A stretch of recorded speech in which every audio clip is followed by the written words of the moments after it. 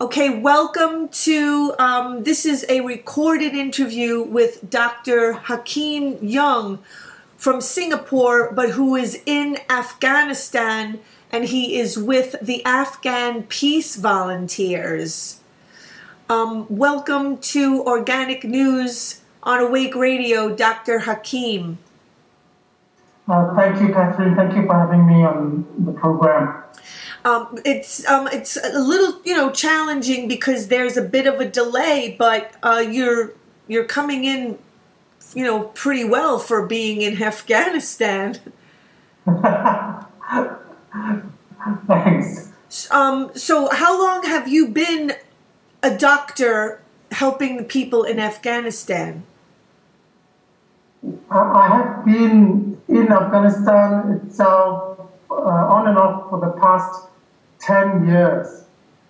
Wow. I started off working in the area of medical humanitarian services, and over the years I've tried various things, including community development, education, and now peace building.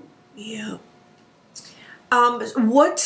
What have you seen over there? What is taking place? Thank you for asking that question. Right now, the people in Afghanistan are very worried about the deteriorating insecurity across the country, and some people in other places may have heard of the recent unrest in Kunduz, first of the city of Kunduz being taken over by the Taliban, and then on the 3rd of October, Doctors Without Borders hospital was bombed by a U.S. military gunship. But this is in the context of conflict that has been worsening over the past few years, resulting in an increasing number of casualties over the past few years. It may seem very distant to people, even in the States, whose government is waging the war here on their tax money, but to paint the context, in the past 10 years of being in the country, I have seen how the humanitarian as well as the security situation has really become quite intolerable. And how close to becoming almost uninhabitable is it getting there? Would you say? Is it becoming almost not habitable for the people to live? Sorry, Captain, your voice was a little cut off. Could you repeat the question? Is it getting to the point where it's almost uninhabitable? The International Red Cross had. Oh.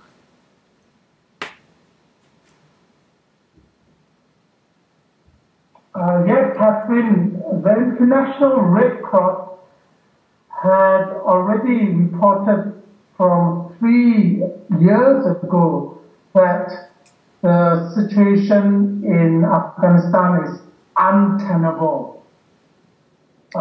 Various humanitarian groups have released reports in the past few years. One in particular by Oxfam and a group of NGOs. Ooh, I think that might have been it. Okay, let me call him back, I think. Yeah, I'm gonna call him back. Yeah, this is the challenge of calling Afghanistan. I'm going to just keep letting the recording play out. I hope we didn't lose him permanently. I'm calling him back and it's not ringing. Hanging up. I want to try again. Ooh. He's writing to me.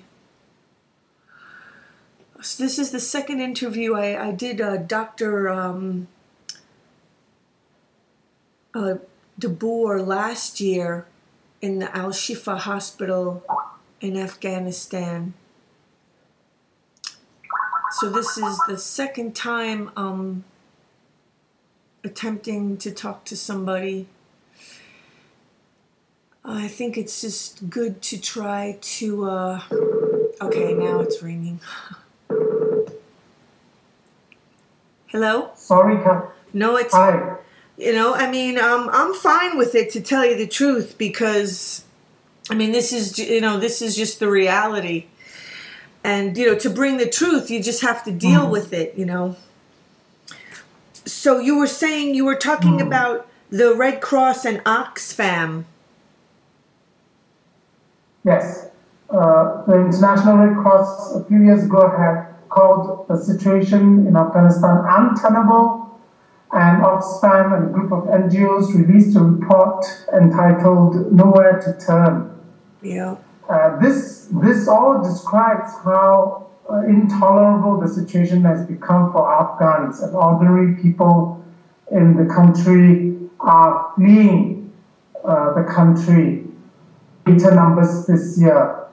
Over the past 3 decades of war after war, Afghanistan has always been the country with the greatest number of refugees. Last year, they were overtaken by the Syrians. And again, Syria has now the greatest number of refugees to Europe, followed by Afghanistan, precisely because of war, and wars that are partnered by many powers in the world, including the United States. And the thing is, I mean, you know, we're using the word war, but I mean, is it really a war? It's more just like a one-way bombing than a two-way war. That's interesting, Catherine. Even locals say that it's amazing to them that a bunch of a small number of people who call themselves the Taliban, and then who subsequently may change their names to, well, maybe even changing their names to ISIS or other related groups, that these small numbers cannot be dealt with by the most powerful militaries in the world. And so in some ways you could say that relative to the strength of the US military and their partnering countries, that it is a unilateral warfare. You really cannot fight against sophisticated weapons and air power of the coalition with a few number of ground troops that the Taliban or other groups claim to have.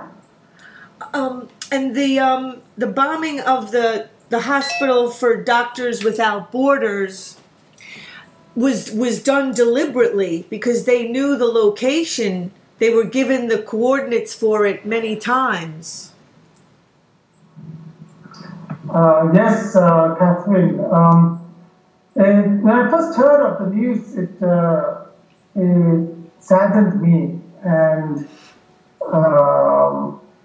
because over the years of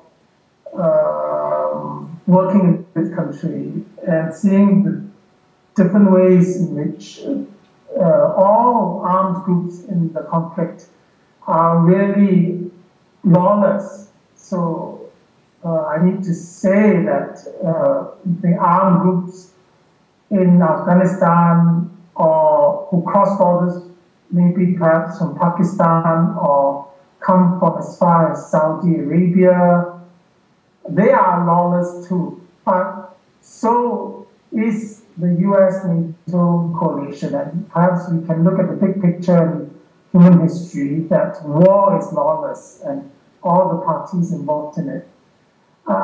It's so sad because then when it's so blatant, it reminds us how lawless war is, that the US military knew the coordinates of the Doctors Without Borders Hospital. They have got very sophisticated surveillance mechanisms, very expensive and costly too. So they knew what they were doing. They have tried to push away the responsibility by claiming that the Afghan military had requested for their help, but that really shows how lame their excuse is, and I'm sad because such unacceptable excuses can still fly by many people in other parts of the world who think and presume that the US-NATO coalition is the good side, and that presumption of the good versus the evil really colors and slants the views of many people. And I hope people can hear Afghans and hear people in different parts of the world that are now crying out and saying that enough of warfare from the US, from the powerful countries of the world, enough of warfare from the small little extremist groups. Ordinary people are suffering. Just last week, Anthony Lowenstein was giving talks about his book called Disaster Capitalism, Making a Killing on Catastrophe. And he's also doing a documentary, and he did some filming in Afghanistan, and he spoke a lot about, and he also, mentioned institutions, organizations like the Red Cross that got, I forget the figure, the amount of money that they get, and yet, the money doesn't ever go to the people. It just ends up going elsewhere, and all the things that they call aid, it is not really aid, and it doesn't get to the people in need. Can you speak to that at all? Yes, there was an interesting report in the Washington Post on the 19th of September. Stating that the U.S. military drops 10 million worth of bombs a day around the world. 10 million US dollars worth of bombs in 24 hours around the world. This is big money. And in 2013, the entire world, the largest spender being the US military again, the world spent $1.76 trillion on military activity. So we are looking at our humankind being hooked to war, addicted to war. Right. It seems that governments only know how to wage war, and they not only seem to know how to wage war, they are willing to spend trillions of it. Somebody is getting the money. So it is sad. That has been the situation in Afghanistan. Most of the money that has been spent here, and some of it taxpayer money from the US people, borrowed money from China, etc., etc. All that is largely spent on war, on the business of killing, and very, very little is spent on aid. Now, with that small amount that is spent on aid, we have corruption siphoning a lot of this money away, and groups that want to profit from the trickle of aid money to do their projects and earn their keep. So we do have a situation where not only the world has to question diligently why our leaders are spending so much on warfare, we also have to question why we are spending so little on aid. And I wanted to just sort of point out that, you mentioned governments, they know war, but it's almost that it's not really governments anymore. It's the corporations, basically. Like, no more governments. It's all just corporations and bankers that have taken over the government. Yes, Catherine. What we have been seeing over the past decades is more and more of the big business interests taking over the governments. And you could say perhaps the military itself has become a corporation earning money and living off big money. And unfortunately, their business is harming and killing many people. Like, the number of 10 million worth of bombs that the US government drops a day, some of those bombs were dropped on the Doctors Without Borders hospital in Kunduz. And so they admit that they did it. I don't know if they admit that they did it deliberately. Again, like, I don't know, the outcome of this, but I mean, how is it possible that no one is going to go to jail for this? Because it is it's war crime. I think a good step that Doctors Without Borders has made and Amnesty International has followed in support is to demand an independent investigation. Because all the investigations that have happened over such incidents, not only bombing of this hospital in Kunduz, but in the past years in Afghanistan, bombing wedding parties, bombing civilian gatherings, villages that have, no militants involved. Or let's go back a little further away from Afghanistan to Hiroshima and Nagasaki, and remember that more than 200,000 people, civilians, Japanese civilians, were sacrificed for some interests, and who has been held accountable? No one has been held accountable in Afghanistan over the years, and it's going to be this way if the people don't come behind MSF and Amnesty and ordinary people to say enough. We want people to be held to account.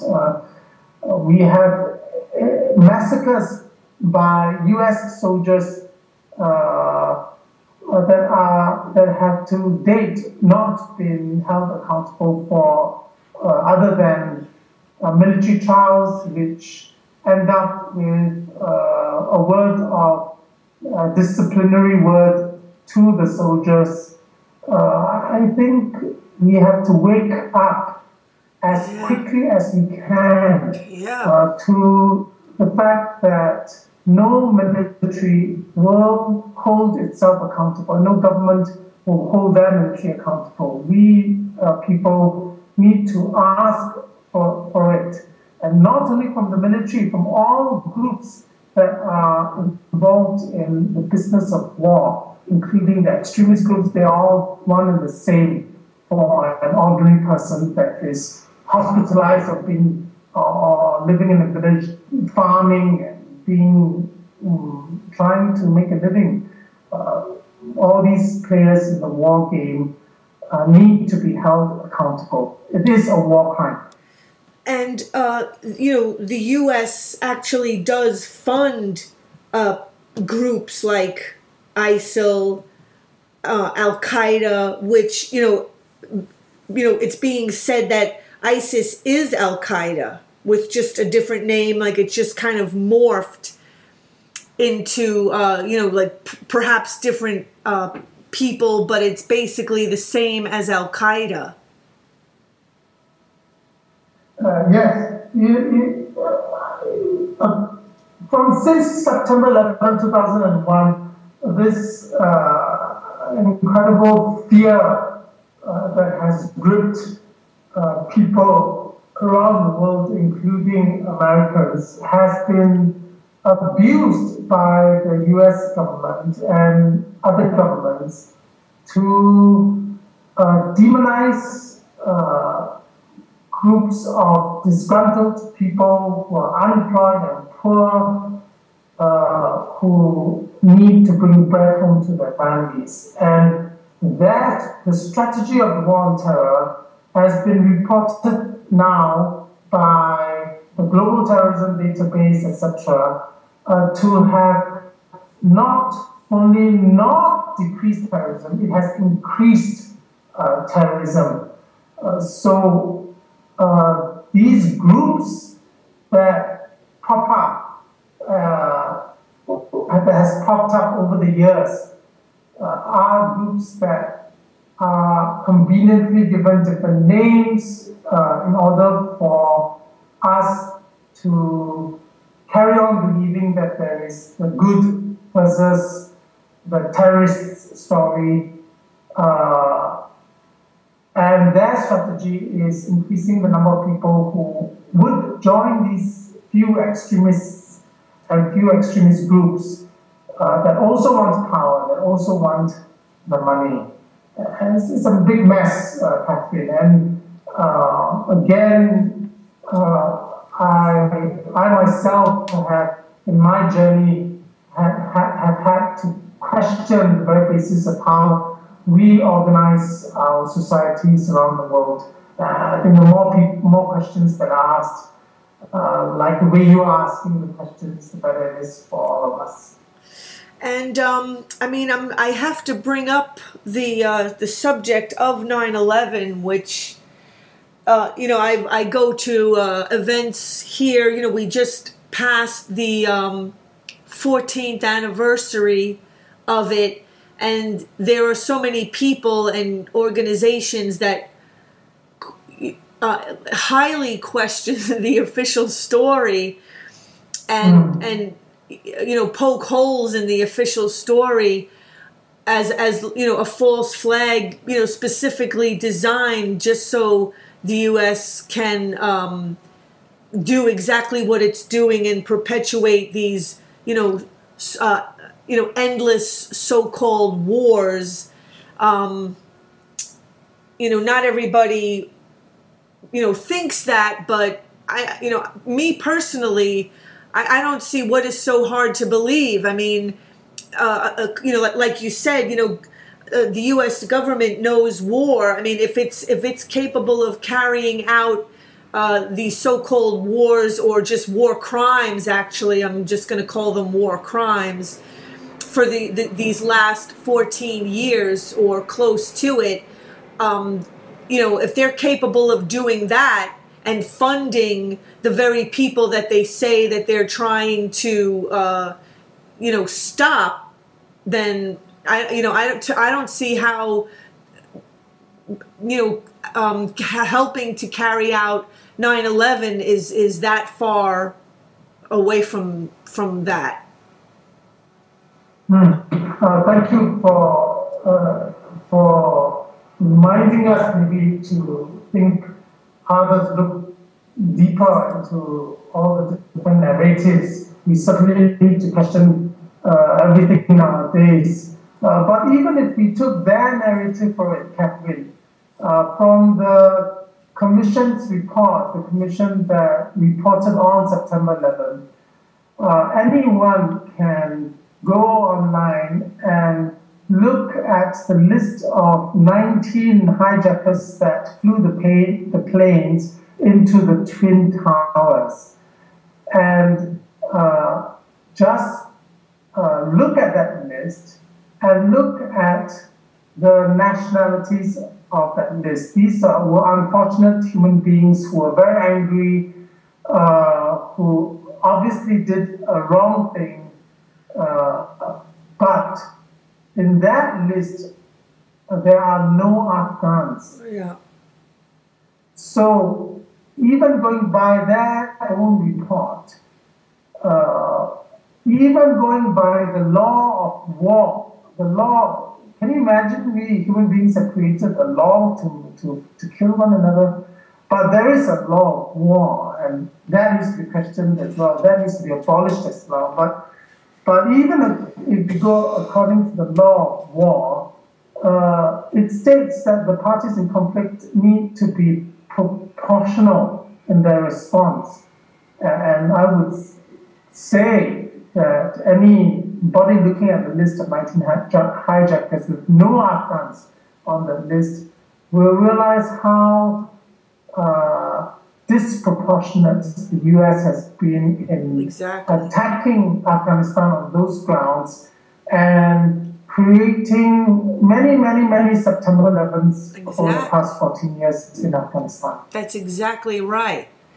And just again, this past 9/11 here in New York City, there was an event, it's called HR14.org, House Resolution 14, to get declassified these 28 pages of the, sorry, I just have to remember the name, it's the Joint Commission of the 9/11 report that George Bush had classified these 28 pages that could, some senators have read them and could, implicate Saudi Arabia as being involved in 9/11.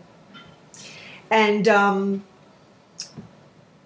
so that is also, just something for people to look at. Just that in itself, these 28 pages, if we can get them declassified,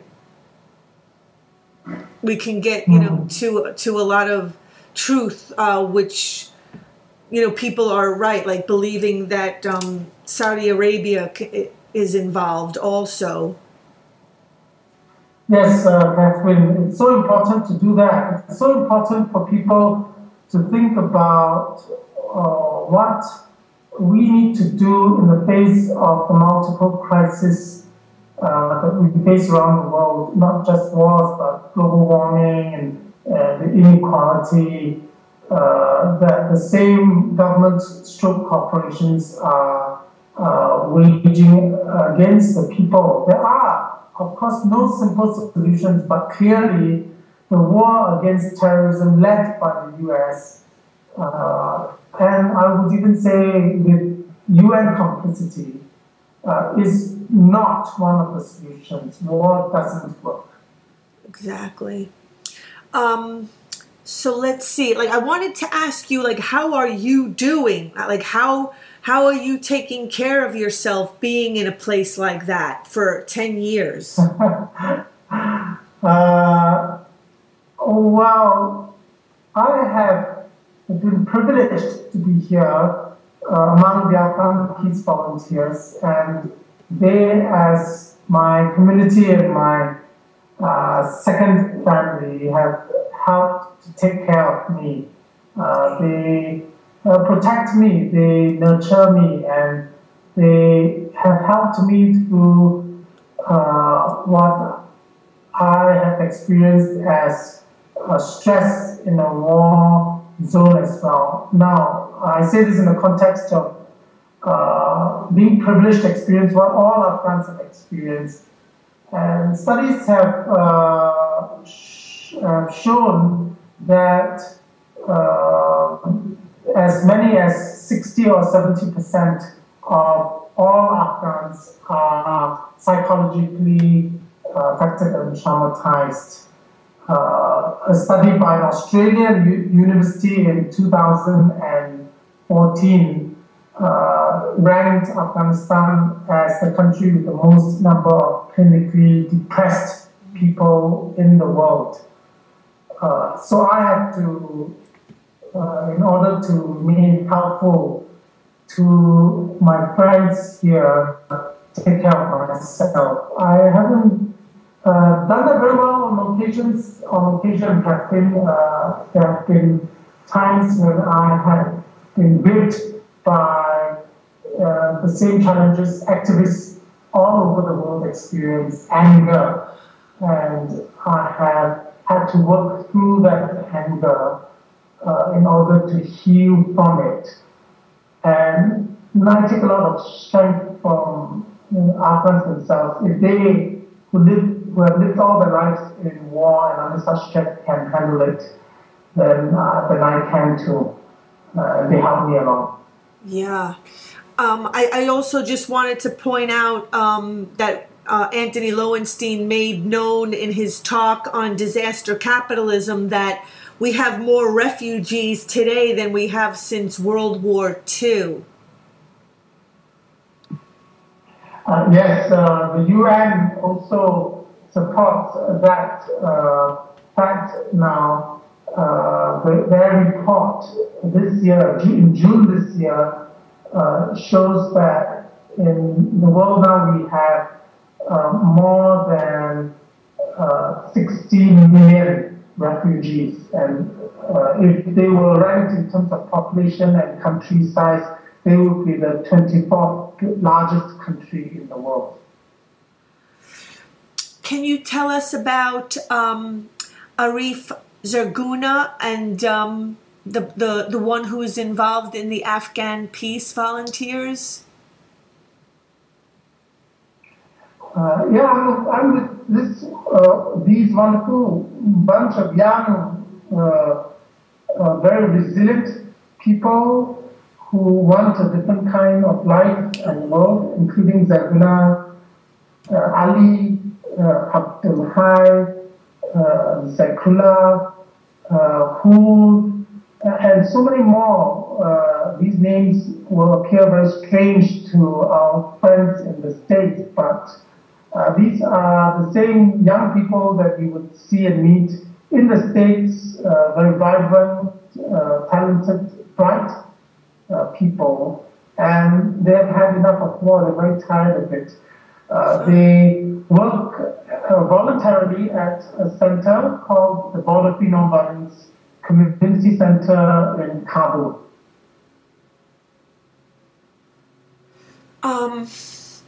Like what are they doing to to try to bring peace over there? I'm looking at this article that you did, Afghanistan in Kabul. It was September the 21st, International Day of Peace.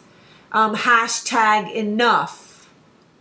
And there's a there's a picture of Zarguna. She's making some food for Afghan workers. Yes. And so we in the Enough. Thank you, Catherine.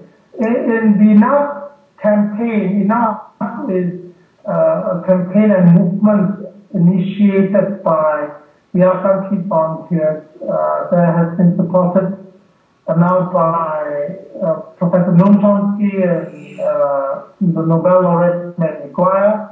And what we hope to do through the movement, Enough movement, is to abolish war. And we want to do that by building a critical mass of non-violent relationships around the world. And so this community here in Kabul, Zarguna and Ali and Abdul Hai and the Afghan Peace Volunteers one such small community on the 21st of September, to demonstrate that we all need to do small little things to redirect our energies and resources away from war toward meeting basic human needs. The 100 Afghan street kids that the Peace Volunteers work with, whom the Guna teachers, they got together and organized the event to cook and feed 100 Afghan laborers. It was a kid, a sick kid, knowing how hard it is to survive in the streets, that suggested that we share a meal with the 100 laborers. And that was the action and part of the launch of the Now campaign and movement. Maybe, in the near future, we can do an interview on Skype with some of the kids from the Afghan Peace Volunteers. I'm not sure, if they don't speak English, or, some of them speak English, or, I don't know, if maybe you can translate or something, even if it's just for a few minutes, they can, send their message, however small, to the... Sure, Catherine, I would enjoy doing that. We'll have to work out an appropriate time, and I could translate as we speak for a few minutes. Yes, sure. I think it's a great... Yeah, just to hear their voices. And messages. Yes, it's so important for listeners, for everyone these days to be listening to one another. We also have a program called Global Days of Listening, and this has been a program that's gone on for the past 4 years now, and on the 21st of every month, for 3 hours from Kabul, we get onto Skype and speak with friends from around the world, and hearing each other's voices makes a lot of difference. I wanted to share with you, because poor people, starving people, war and all these atrocities have been around for a long time. And, I'm always trying to, think, how do we get rid of this? How do we solve these problems? But when I was growing up, sometimes people would say things to me like, be glad, for everything that you have, be glad that you're not like these starving people in, Africa, or people on the other side of the world.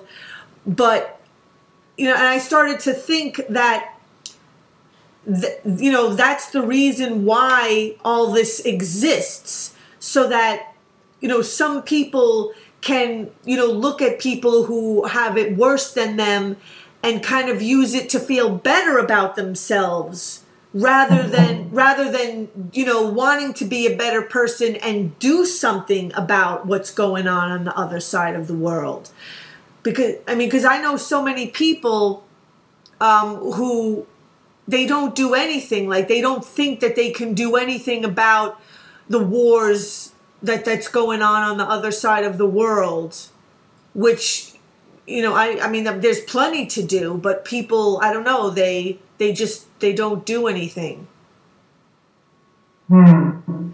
Yeah, it also surprises me that, maybe not surprises me, I think it's a challenge that we have to take up, to connect with people at the very human level and say to people that in order for us to be happy.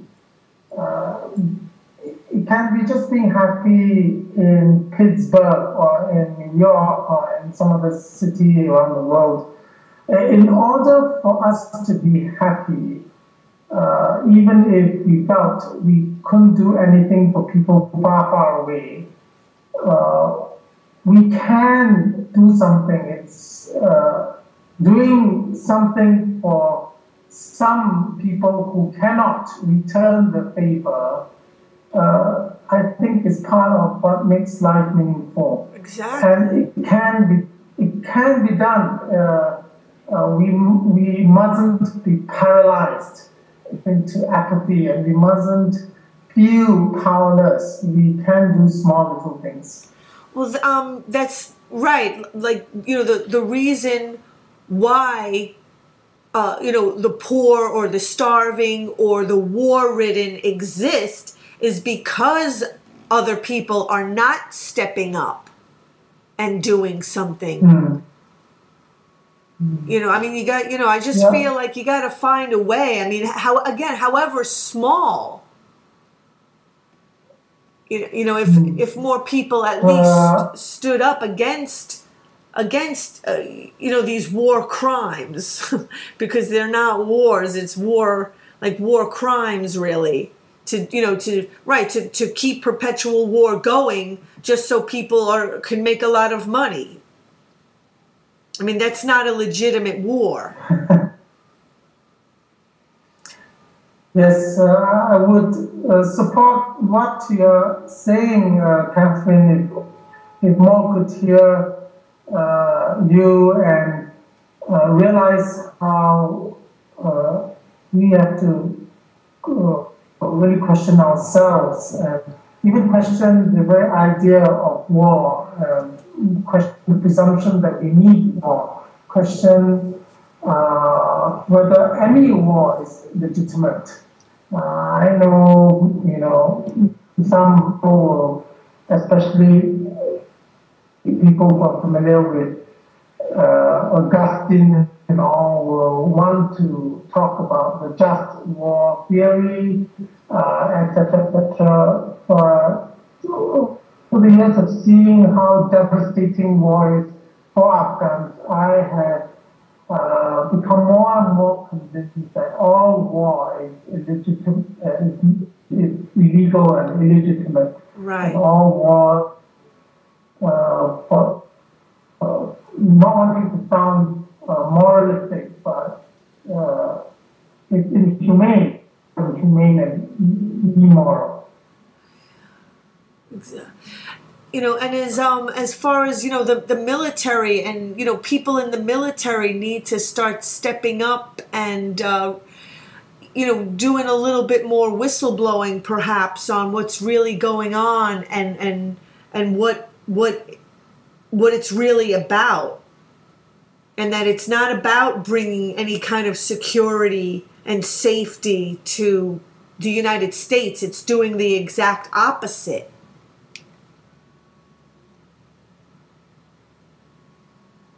I'm encouraged by some of the small groups, and some of them are probably not very small, the Iraq Veterans Against the War, the Afghan Veterans Against the War, Veterans for Peace, and conscientious objectors raising their voices.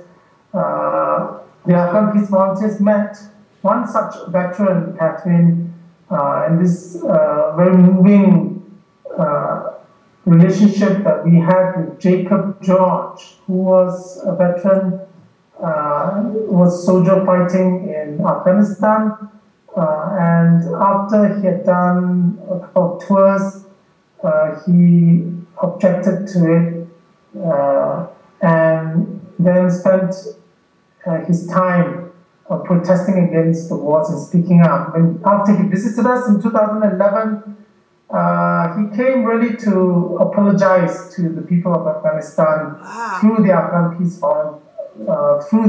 Peace Volunteers. And when he returned to the States, he was so determined to end not only the war in Afghanistan but all wars. he went around on his bicycle and with his banjo, cycling and singing, and he called his project a ride to the end, a ride to the end of the war. And over the past few years, we kept in touch with one another, the Peace Volunteers and Jacob, and around September 21st of last year, despite the many the support that many of his own friends and veterans have been giving him, Jacob took his own life. And but such voices are so important.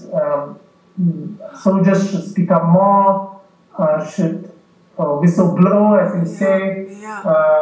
And again, learning from World War II, when Albert Einstein had realized that the only way to deal with war is to abolish it, he had gone around on a campaign.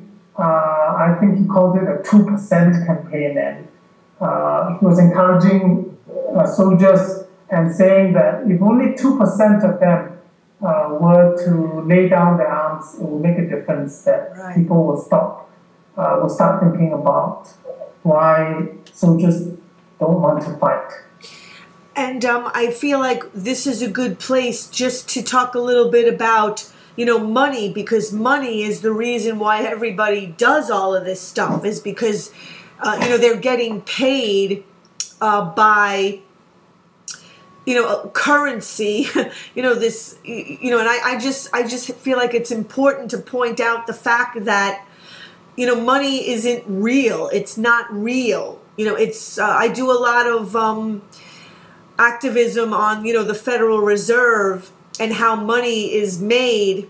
And again, just last week, Ben Bernanke and Timothy Geithner, Timothy Geithner, the former head of the Treasury, and Ben Bernanke, the former head of the Federal Reserve, were speaking at a Barnes & Noble in New York City, and they basically, money is created out of debt. It doesn't, it's not backed by anything, and I just feel like it's such an important, thing for people to understand, that it's basically counterfeit. It's counterfeit, and yet it's being used to fund all of these atrocities, and people are profiting supposedly, again with this fake piece of paper that gets created, from debt. Disaster capitalism, making a killing out of catastrophe. And if I feel like if people could just understand that basic premise, that, money is, I think of it like poison, like it's literally a poison and a cancer in the system, because it doesn't come from nature, and it's being used to fund all kinds of atrocities. Yeah, it has become a drug, maybe. Yeah. And people, I think in individual lives, I would like to believe that most people understand that this thing called money doesn't make them any happier, and doesn't make their lives more fulfilling. Right. However, it's such a drug, perhaps, manufactured drug, that people feel that they need to have as much of it as possible in order to live well. That's just not true. They know it within themselves, and maybe they lose control. If we are not careful, if we don't quieten ourselves, slow down a little, and reflect on why we are in the rat race, why we are chasing after these things, then it just escapes us. Maybe I can tell a little anecdote from my own family. I have an older brother who does something entirely different, and he and I care for one another a lot, but he's in another world. He's in the money-making world of foreign exchange in a bank. And one day we were having a conversation. I was telling him how about my life in a small village in Bawin province in Afghanistan. I lived in the village for 7 years and then helped out when I could with their farming. And